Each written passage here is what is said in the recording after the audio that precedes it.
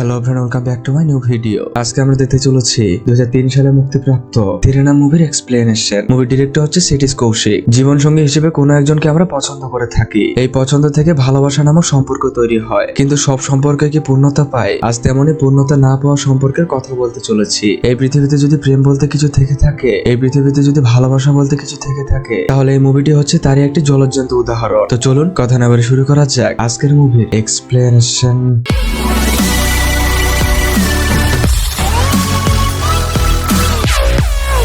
মুভির শুরুতে city college দেখানো হয়। আজ কলেজে নির্বাচন অনুষ্ঠিত হচ্ছে। এক রাধে ভাইয়ার মার্কা আর এক হিমান ভাইয়ার মার্কা। মাইকে বলা হচ্ছে, যদি রাধে ভাইয়া জিতে তাহলে তোমরা পরীক্ষায় নকল করতে পারবে, সুন্দরী মেয়েদের চোখ মারতে পারবে, আরো অন্যান্য সুযোগ সুবিধা পাবে। সকলে তাদের পছন্দ মতো প্রার্থীকে ভোট দেয়। একদিকে ভোট গণনার কাজ চলছে, অন্যদিকে হিমান ভাইয়া বলে, এই ইলেকশনে অনেক টাকা খরচ করেছি, যদি হেরে যাই তাহলে আমার মরা ছাড়া কোনো উপায় নেই। পাশ থেকে তিওয়ারি বলে, আপনি কেন মরবেন? মরবে তো রাধে ভাইয়ার প্রার্থী। তখনই একজন তিওয়ারিকে বলে, এইসব কথা এভাবে বলতে নেই। কিছুক্ষণ পর একজন এসে বলে, রাধে ভাইয়া জিতে গেছে। এই খবর শুনে সকলে খুব খুশি হয়। হিমান সহ সকলে সেখান থেকে চলে যায়। কিছুক্ষণ পর হিমান রাধের প্রার্থী চন্দনকে মারতে আসে। তখনই রাধে সহ তার দুই বন্ধু পাল্টা জবাব দিতে শুরু করে। এক পর্যায়ে হিমানদের মেরে অবস্থা খারাপ করে দেয়। পরের দিন সকালবেলা নির্জারা নামের একটা মেয়েকে দেখি। নির্জারা সকালে উঠে পূজা করে, মন্দির পরিষ্কার করছে। এই মন্দিরের পুরোহিত হচ্ছে নির্জারার বাবা এবং তারা হচ্ছেন ব্রাহ্মণ পরিবার। তখনই আরেক পুরোহিত এসে বলে, কত ভালো গলা তোমার, আর কি ভক্তি শ্রদ্ধা, 12 তো পাশ করেছো, এখন কি করতে চাচ্ছ? এই শুনে নির্জারার বাবা বলে, আমার মেয়ে এখন কলেজে যাবে। সেই পুরোহিত বলে, কলেজে গিয়ে কি করবে? তাকে তো বিয়েই করতে হবে। নির্জারার বাবা বলে, আমার হবু জামাইয়ের ইচ্ছা নির্জারা কলেজে পড়ুক। তখনই রামেশ্বর বলে, আমি 12 পড়ে পড়তে পারিনি, তবে নির্জারা পড়ুক, এটাই আমি চাই। এটা শুনে পুরোহিত বলে, কিন্তু কলেজের অবস্থা খুব একটা ভালো না, ছেলে মেয়েরা ক্লাস করে কম এবং সিনেমা দেখে বেশি। নির্জারার বাবা বলে, আমার মেয়ে এমন না, ও ঠিকভাবেই থাকবে। এদিকে রাধের বাড়ি দেখি, রাধে তার ভাই ভাবি সহ এখানেই থাকে। রাধের এসব কাজকর্মে তার ভাই তার উপর খুবই বিরক্ত। তখনই তার ভাই রাধেকে বলে, কাল কলেজে নাকি মারপিট করেছিস। রাধে বলে, ভাইয়া আমি সেখানে না গেলে আমার বন্ধু চন্দনকে তারা মেরে ফেলতো। এখন তোমার গায়ে যদি কেউ হাত দেয় তাহলে আমি কি দেখে থাকবো? তাছাড়া কলেজটা তো আমারও। এই শুনে তার ভাই বলে, এখন আর তোর কলেজ নেই, কবে তোর পড়া শেষ হয়েছে, এখনো তুই এখানে পড়ে আছিস। রাধের ভাবি তার ভাইকে বলে, এখন চুপ করো, নাস্তা করতে দাও তাকে। ভাবি তখন রাধেকে নাস্তা দিতে যায়। তখন তার ভাই তাকে খাবারে খোঁটা দেয়। এইসব রাধে মোটেও সহ্য করতে পারেনি। তখনই সে সব নাস্তা রেখে চেয়ার ছেড়ে উঠে পড়ে। তার ভাবি তাকে পেছন পেছন ডাকতে আসে। আসলে ভাবি রাধেকে তার সন্তানের মতো মানুষ করেছে। কিছুক্ষণ পর নির্জারা ও তার বন্ধু ইন্দু কলেজে আসছে। ইন্দু বলে, রাধে ভাইয়া এই কলেজের সিনিয়র, সে নতুন কাউকে দেখলে তার সাথে ফাপড় নেয়। রাধে নির্জারাকে তার কাছে ডাকে। পাশে আসলাম বলে, ইন্দু তোমাকে তো আমরা চিনি, তুমি এখান থেকে চলে যাও। এই শুনে ইন্দু সেখান থেকে চলে যায়। রাধে বলে, নতুন এসেছো, কোনো সালাম নেই নাকি? নির্জারা বলে, সরি ভাইয়া। রাধে বলে, এখনই হাত উঁচু করে স্যালুট জানাও, এরকমটা প্রত্যেকদিন করবে। নির্জারা হাত উঁচু করে স্যালুট দেয়। রাধে বলে, তোমার হাতের নোটসটা আমাকে দাও। রাধে নোটস খুলে দেখে ভেতরে ময়ূরের পালক। এদিকে রাধে বলে, এটা এখানে কেন রেখেছো? নির্জারা তখন বলে, খাতার ভেতর রাখলে ময়ূরের পালক দ্বিগুণ হয়। এটা শুনে আসলাম বলে, মনে হয় ময়ূরের পালক ডিম পারে। রাধে বলে, দেখি তোমার টিফিনে কি নিয়ে এসেছো। এরপর রাধে বক্সে থাকা লুচি খেতে শুরু করে। খাওয়ার পর হাত মোছার জন্য খাতা ছিঁড়তে গেলে নির্জারা পানি দিয়ে বলে, খাতার পেজ ছিঁড়লে পাপ হয়, আপনি পানি দিয়ে হাত ধুন। এরপর রাধে পানি দিয়ে হাত ধোয়। রাধে বলে, তোমার নাম কি? নির্জারা তার নাম বলে। রাধে বলে, এই নামের অর্থ কি জানো? নির্জারা বলে, না জানি না, আমার বাবা জানে। রাধে বলে, কাল তোমার বাবা থেকে নামটা শুনে আসবে। এরপর রাধে নির্জারাকে চলে যেতে বলে।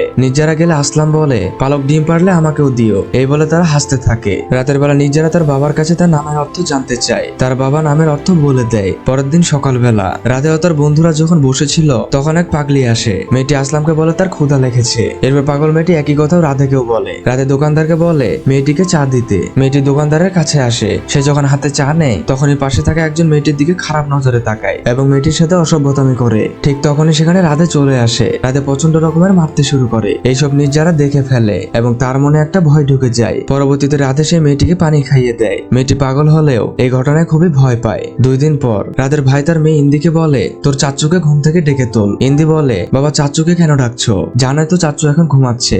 তখন ইন্দির মা তাকে বলে, যাও চাচুকে ডাক দাও, আজ যে চাচুর জন্মদিন, তাই আমরা মন্দিরে যাব। কিছুক্ষণ পর তারা মন্দিরে আসে। মন্দিরের সামনে এক দোকানদারের থেকে ফুল নেয়। দাম দিতে গেলে দোকানদার বলে, বলে ক্ষমা করবেন, রাধে ভাইয়ার কাছে টাকা নিতে পারবো না। এরপর তারা মন্দিরের ভেতরে প্রবেশ করে। এই মন্দিরে নির্জারা পুজো দিতে এসেছে। নির্জারা পেছনে রাধের ভাবে এসে দাঁড়ায়। তখনই সেখানে রাধেও চলে আসে এবং সে নির্জারাকে দেখতে পায়। নির্জারা এক মনে পূজা করছিল।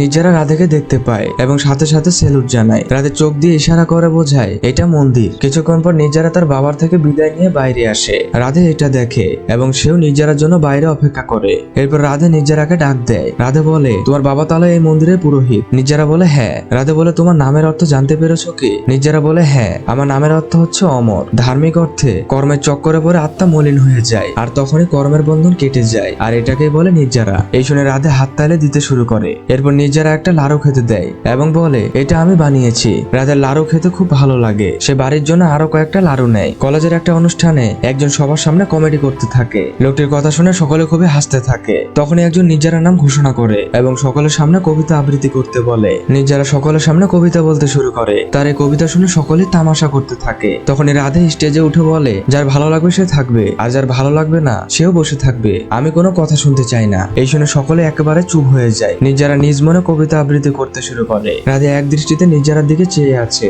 বেশ কিছুক্ষণ পর নির্জারার আবৃত্তি শেষ হয়। আবৃত্তি শুনে রাধে হাততালি দিতে থাকে। পরক্ষণে লক্ষ্য করে এতক্ষণ সে অডিটোরিয়ামে একাই বসেছিল। এটা দেখে নির্জারা তাকে কৃতজ্ঞতা জানায়। পরের দিন নির্জারা বোন মমতা আসে। নির্জারা বলে দিদি দুলাভাই রাহুল তারা কই? এই শুনে তার বোন কান্না করতে করতে বাড়ির ভিতর আসে। রামেশ্বর বলে এ কেমন কথা, টাকার জন্য মায়ের কাছ থেকে সন্তানকে কিভাবে কেড়ে নিতে পারে? নির্জারা বাবা বলে প্রথমে তো সে 30,000 টাকা চেয়েছিল, এখন 2 লাখ, এত টাকা কিভাবে দেব? রামেশ্বর বলে এইভাবে বসে থাকলে হবে না, আমাদের কিছু একটা করতে হবে। এই শুনে মমতা বলে কাউকে কিছু করতে হবে না, আমি আর ফিরে যাব না, এইখানে কিছু না কিছু করব, তারপর টাকা দিয়ে আমি আমার ছেলেকে ফিরিয়ে আনবো, না জানি আমার বাচ্চাটা কত কষ্টে আছে। পরের দিন নির্জারা ও তার বান্ধবী রাধেদের বাড়িতে আসে। নির্জারা রাধেকে দেখে স্যালুট দেয়। নির্জারাকে দেখে রাধে পুরো অবাক হয়ে যায়। রাধে বলে বলো কি প্রয়োজনে আমার কাছে এসেছো? এদিকে রাধের ভাই আসলামকে বলে মেয়েটি কে? আসলাম বলে ভাইয়া মেয়েটি আমাদের কলেজেরই। এদিকে ইন্দু বলে কাল কলেজে পরীক্ষা, তাই নির্জারা চিন্তায় আছে। নির্জারা বলে আমার এডমিট কার্ডটা হারিয়ে গেছে, কাল কিভাবে যে পরীক্ষা দেই। নির্জারা কথা শুনে রাধে হাসতে থাকে এবং বলে এই সামান্য ব্যাপার নিয়ে তুমি চিন্তা করছো, কাল তুমি পরীক্ষা দিবে, এতে কোনো সমস্যা হবে না। একটু পরে আসলাম তাদের জন্য নাস্তা নিয়ে আসে। বিকেলবেলা মমতা একটা ব্যাংকে এসেছে লোন করতে। ব্যাংকের কর্মকর্তা বলে এতদিন দেখলাম মানুষ লোন করে ব্যবসা করতে, গাড়ি বাড়ি করতে, আর আপনি লোনের কারণ দেখালেন এই টাকা আপনার স্বামীর মুখে ছুঁড়ে মারবেন, কিন্তু লোন নিতে গেলে তো কিছু জমা রাখতে হবে। মমতা বলে কেন আমাকে কি বিশ্বাস হচ্ছে না? কর্মকর্তা বলে বিশ্বাস অবিশ্বাসের ব্যাপার না, ব্যাংকের তো একটা নিয়ম কানুন আছে। মমতা রেগে গিয়ে সেখান থেকে চলে যায়। পরদিন নির্জারা পরীক্ষা দিয়ে আসে। রাধে বলে পরীক্ষা কেমন হলো? নির্জারা বলে ভালো হয়েছে। রাধে বলে যদি পরীক্ষায় পাশ করিয়ে দেওয়ার লাগে তাহলে জানাবে। নির্জারা বলে ঠিক আছে। এই বলে তারা সেখান থেকে চলে যায়। নির্জারা যাওয়ার পর বন্ধুরা বলে রাধে তোকে আজকাল খুব পরিবর্তন দেখা যাচ্ছে, তা ঘটনাটা কি? রাধে বলে তেমন কিছু না, সে এডমিট কার্ড হারিয়ে ফেলেছিল, তাই তাকে সাহায্য করেছি। আসলাম বলে আচ্ছা তাহলে আর কি কি হয়েছে সেটাও বলো। রাধে বলে সেদিন মন্দিরে দেখা হয়েছিল, খুব সুন্দর ভজন গেয়েছিল এবং তার হাতের বানানো লাড়ু খেতে দিয়েছিল।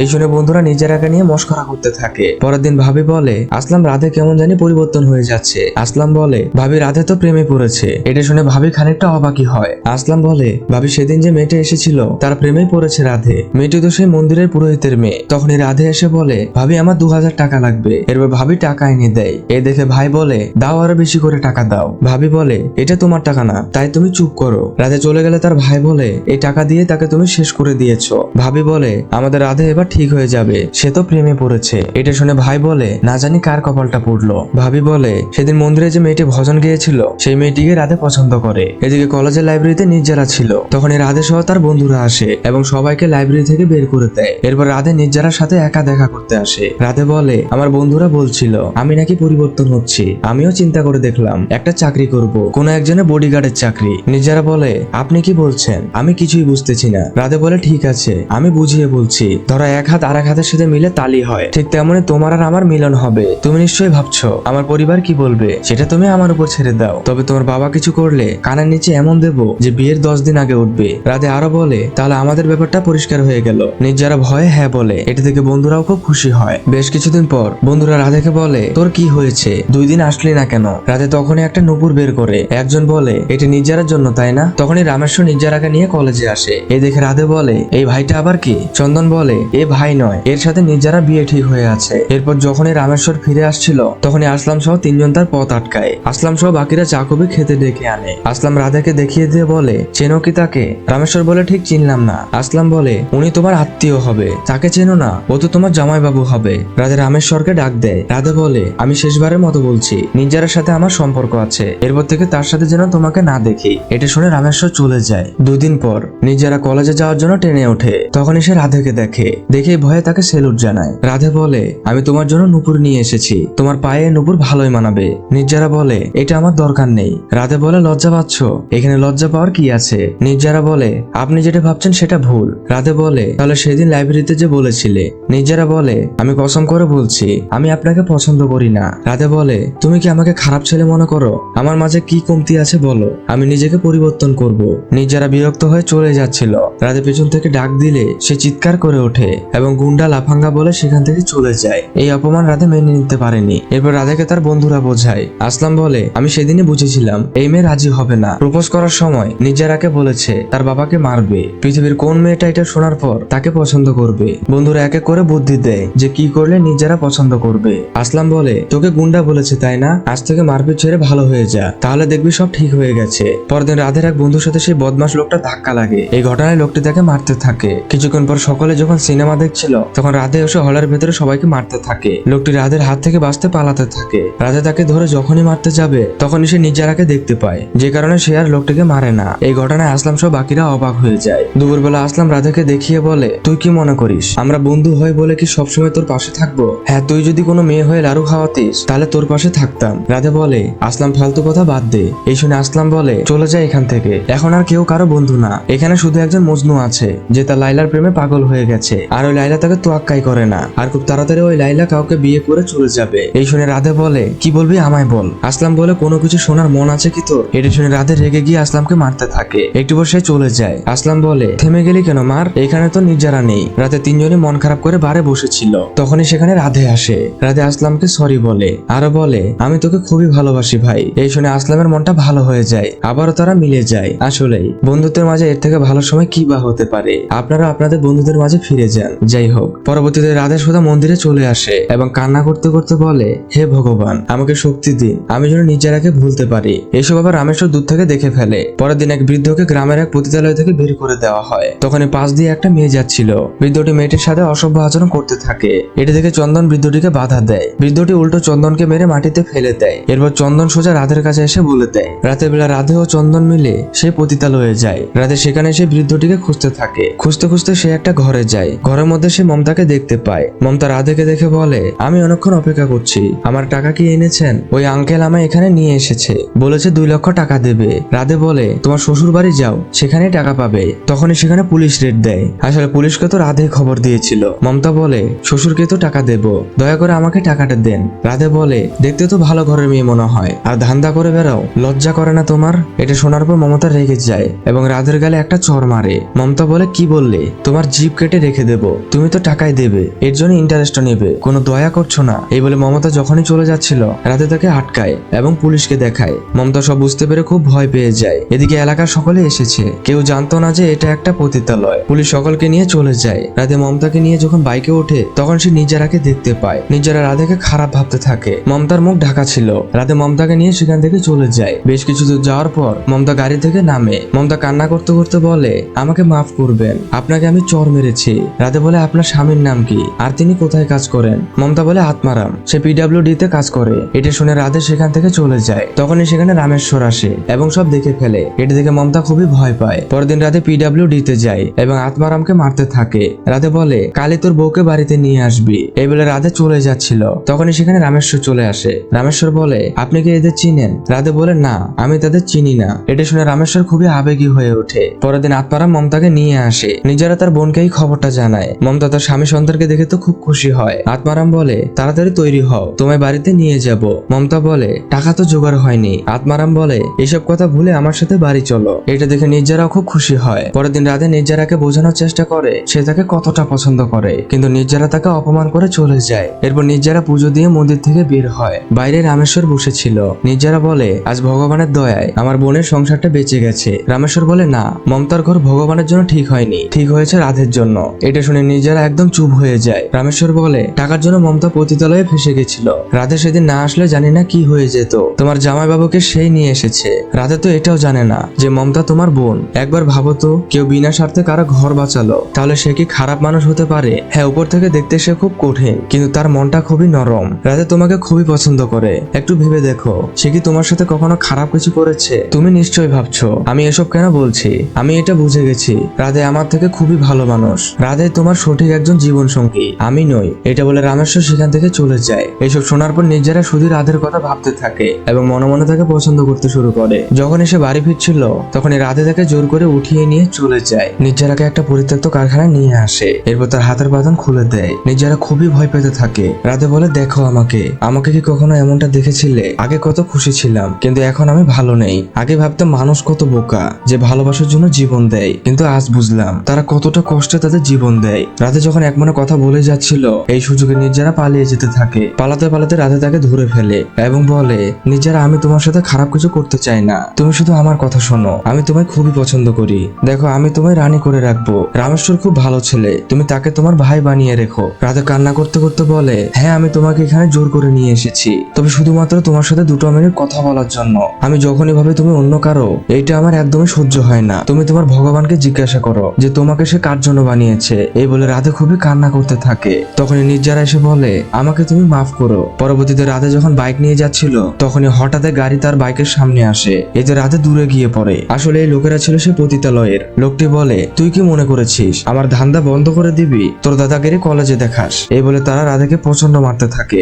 এক পর্যায়ে শক্ত বেলচা দিয়ে রাধের মাথায় মারে। এতে করে রাধে মাটিতে লুটিয়ে পড়ে। তখনই সকলে মিলে রাধেকে ধরে রাধের মাথা লোহার এক শক্ত পাতে আঘাত করে। এমনটা তার কয়েকবার করে। এরপর তারা রাধেকে সেখানে রেখেই পালিয়ে যায়। পরবর্তীতে রাধেকে হাসপাতালে নিয়ে আসা হয়। রাধের পুরো বডি স্ক্যান করা হচ্ছে। ডাক্তার রাধের রিপোর্ট ভালোভাবে দেখে এবং রাধেকে মেন্টাল হাসপাতালে পাঠিয়ে দেয়। এরপর রাধের প্রচন্ড মাথার যন্ত্রণা করতে থাকে। তখনই সেখানে ডাক্তারেরা আসে এবং রাধেকে ঘুমের ওষুধ দিয়ে ঘুম পাড়িয়ে দেয়। এক রাতে একজন ওয়ার্ড বয় দেখে রাধে তার রুমে নেই। এদিকে রাধে সোজা রেললাইন দিয়ে হাঁটতে থাকে। আসলে সে কি করছে, কোথায় যাচ্ছে তা সে বুঝতে পারছে না। তখন একজন রাধেকে ট্রেনে কাটা পড়া হাত থেকে বাঁচিয়ে নেয়। পরের দিন ডাক্তার বলে, আপনার ভাই বেঁচে গেলেও তার মেন্টাল কন্ডিশন খুবই খারাপ। দেখুন, যদিও আমি একজন ডাক্তার তবুও বলি, দাওয়ার সাথে সাথে দোয়াও লাগে। ছোটবেলায় আমার কিছু হলেই আমার মা আমাকে ওষুধ খাওয়ানোর আগে দোয়া করে দিত।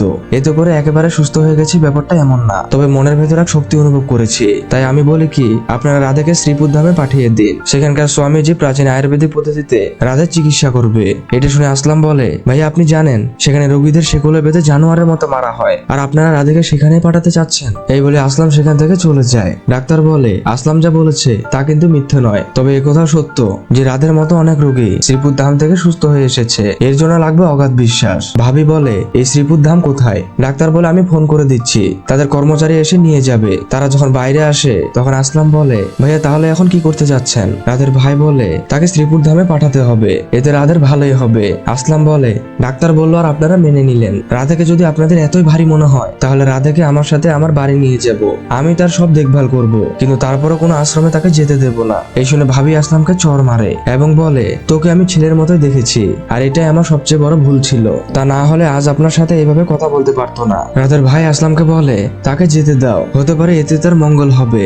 আমি জানি না আমি রাধেকে মানুষ করতে পেরেছি কিনা, কিন্তু আমি এটা জানি যে তোমার মতো একজন বন্ধু সে পেয়েছে। এটা শুনে আসলাম খুবই কান্না করতে থাকে। কিছুক্ষণ পর ভাই রাধেকে বলে, তুই জানিস আমি তোকে কেন শ্রীপুর ধামে পাঠাচ্ছি? কারণ আমি হাঁপিয়ে উঠেছি তোর এই মাস্তানি গুন্ডাগিরিতে। আমি আর নিতে পারছি না, তোকে বোঝাতে বোঝাতে আমি শেষ হয়ে গেছি। তাই আমি চাই তুই আমার নজর থেকে দূরে চলে যা, যাতে আমি শান্তিতে বাঁচতে পারি। তখনই ভাবি এসে বলে, আপনি এসব কি করছেন? তার ভাই বলে, দেখো না আমি তাকে কতক্ষণ ধরে বকছি, কিন্তু সে কোনো উত্তরই দিচ্ছে না। ভাই আরো বলে, রাধে আমিও তোর সাথে স্টেশনে বসে থাকবো, মাস্তানি করবো, গুন্ডাগিরি করব, কিন্তু তুই ঠিক হয়ে যা ভাই। তখনই ধাম থেকে একটা গাড়ি আসে। এরপর রাধাকে গাড়িতে তোলা হয়। সকলে খুবই কান্না করছে। গাড়ি ছেড়ে দেয়। পেছন পেছন সেই পাগলি মেয়েটিও দৌড়াতে থাকে। একটা সময় সেই মেয়েটিও থেমে যায়। এরপর আমরা শ্রীপুর ধাম দেখি। খুবই নির্জন একটা জায়গা, তবে এর ভেতরে বিভিন্ন ধরনের পাগল রয়েছে। রাধা শুধু চুপচাপ শুয়ে আছে, তার কোনো অনুভূতি হিতাহিত জ্ঞান নেই। এদিকে নির্জারাও খুবই কান্না করছে। রাধের সাথে তার ভাই ভাবি দেখা করতে এসেছে। রাধের এই অবস্থা তারা কোনোভাবে সহ্য করতে পারছে না। রাধের চিকিৎসা চলতে থাকে। বন্ধুরা সবাই চেষ্টা করছে তাকে ভালো করার, তবে রাধের অবস্থা খুব একটা ভালো হচ্ছে না। নির্জারা দিনরাত এক করে রাধের জন্য প্রার্থনা করছে। এটা দেখে তার বাবা বলে, রামেশ্বর দেখো আমার মেয়ে কতটা পরিষ্কার মন আর ভাবনা নিয়ে প্রার্থনা করছে, জানি না সে কার জন্য এমনটা করছে। রামেশ্বর বলে, তার কলেজের একটা ছেলের জন্য সে প্রার্থনা করছে যে এখন শ্রীপুর ধামে আছে। রামেশ্বর নির্জারা বাবাকে সবকিছু খুলে বলে। এটা শুনে তার বাবা নির্জারাকে বলে, রামেশ্বর যা বলেছে তা কি সত্যি? নির্জারা বলে হ্যাঁ বাবা। তার বাবা কান্না করতে করতে বলে আমি মানছি রাতে তোর বোনের সংসার ঠিক করেছে, তাই বলে তুই এমনটা করবি? নির্জারা বলে বাবা আমি তাকে মন দিয়েছি, এছাড়া কোনো উপায় ছিল না। একদিকে রাধের চিকিৎসা করা হচ্ছে, অন্যদিকে নির্জারা রাধের জন্য প্রার্থনা করছে। এমন করতে করতে একটা সময় রাধে ঠিক হয়ে যায়। সে চোখ মেলে দেখে এটা সে কোন জায়গায় এসেছে। তাকে শিকল দিয়ে বেঁধে রাখা হয়েছে। রাধে শিকল খোলার জন্য অনেক চেষ্টা করছে, তবে কোনোভাবে পেরে ওঠে না। রাধে জোরে চিৎকার করতে থাকে, তার চিৎকারে কেউ এগিয়ে আসে না। রাতে নির্জারা রামেশ্বরকে বলে আপনি দয়া করে আমাকে রাধের কাছে নিয়ে চলুন, আপনার এই ঋণ আমি জীবনেও শোধ করতে পারবো না। রামেশ্বর বলে ঠিক আছে, কাল তোমাকে নিয়ে যাব। পরের দিন রাধে কান্না করতে থাকে, তখনই সে দেখে সে যেমনটা করছে বাকিরাও তাকে নকল করছে। সেইটাকেই কাজে লাগায়, সে তার শিকল টানতে থাকে। এটা দেখে বাকিরাও শিকল টানতে আসে। একটা সময় রাধে সেখান থেকে পালাতে থাকে। পালাতে পালাতে সে একটা উঁচু দেয়াল থেকে পড়ে যায়। নিচে অনেক লোহা লক্কর ছিল। এদিকে রামেশ্বর ও নির্জারা ধামে এসেছে। নির্জারা পাগলদের দেখে খুব ভয় পেতে থাকে। অবশেষে সে রাধেকে দেখতে পায়। উপর থেকে পড়ার কারণে রাধের পা কেটে গেছে। রাধেকে এই অবস্থায় দেখে নির্জারা খুবই কান্না করতে থাকে। এসব সহ্য করতে না পেরে সেইখান থেকে চলে যায়। তখনই রাধে চোখ খোলে এবং সে নির্জারাকে দেখতে পায়। সে নির্জারা কাছে যাওয়ার জন্য খুবই চেষ্টা করতে থাকে, তবে পায়ে শিকল বাঁধা থাকায় সে কিছুতেই যেতে পারে না। রাধে প্রচন্ড চিৎকার করে কান্না করতে থাকে। এদিকে নির্জারা বাবা বাড়ি আসলে একজন বলে সে শ্রীপুর ধামে গেছে।